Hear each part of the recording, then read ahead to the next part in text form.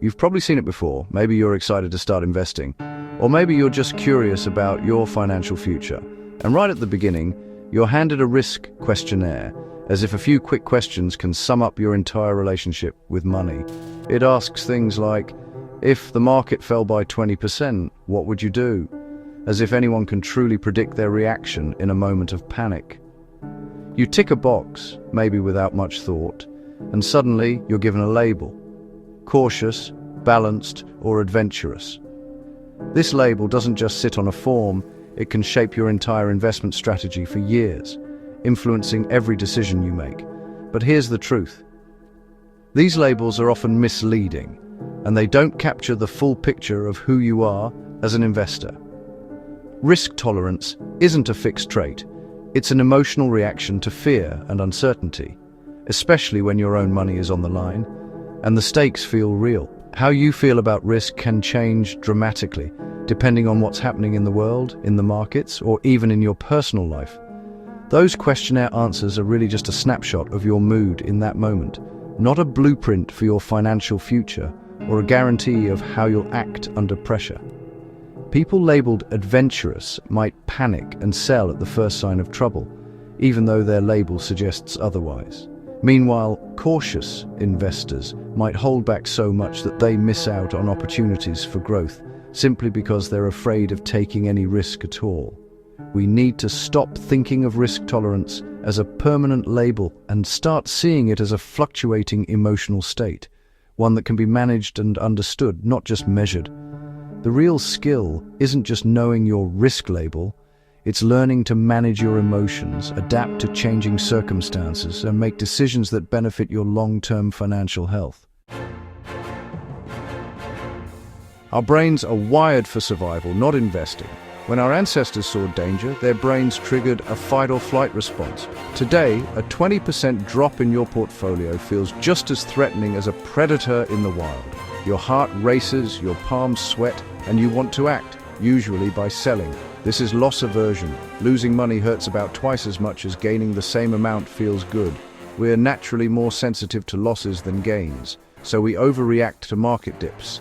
That urge to sell during downturns is just your ancient brain trying to protect you.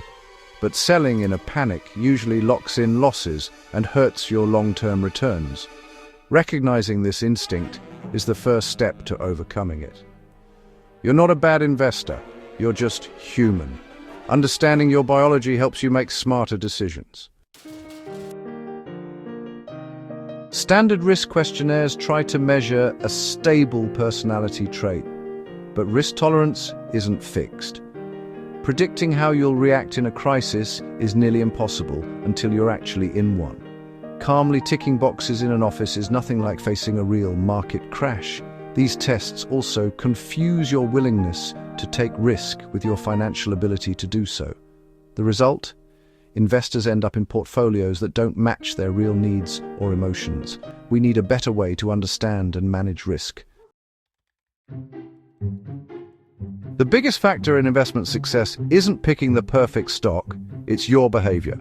How you react to the market's ups and downs, and the discipline you show in sticking to your plan matter far more than any hot tip or prediction.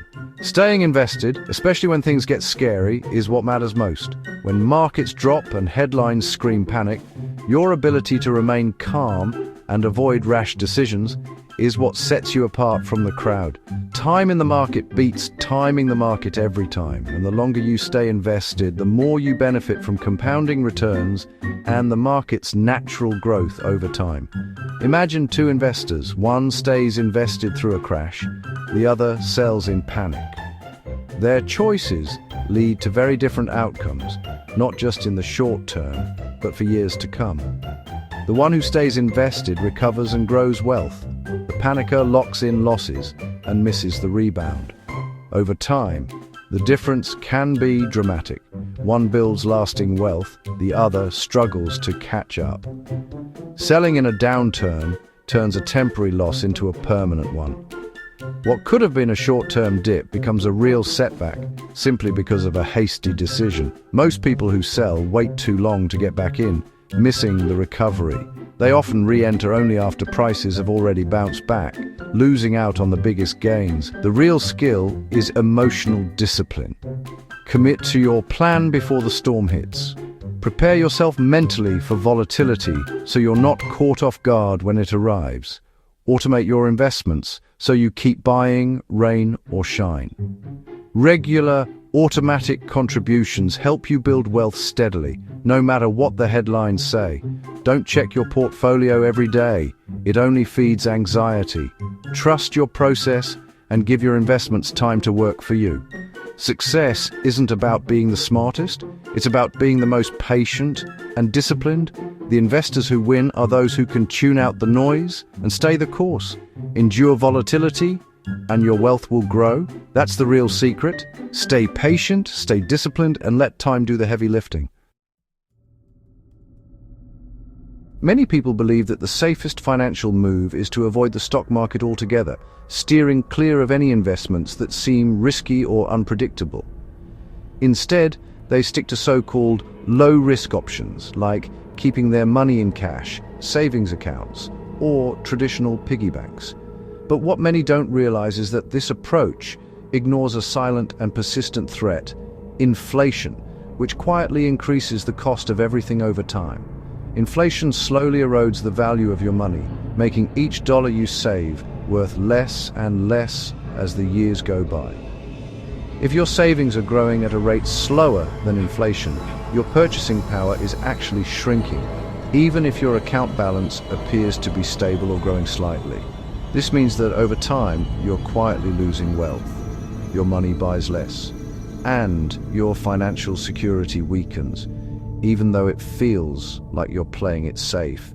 By playing it too safe, you're almost guaranteeing that your money will lose purchasing power, especially over long periods. Over decades, cautious savers who avoid any risk often find themselves falling behind, struggling to keep up with rising expenses and a higher cost of living. Meanwhile, those who are willing to accept some risk and invest in growth assets like stocks or mutual funds tend to outpace inflation and build real wealth over time.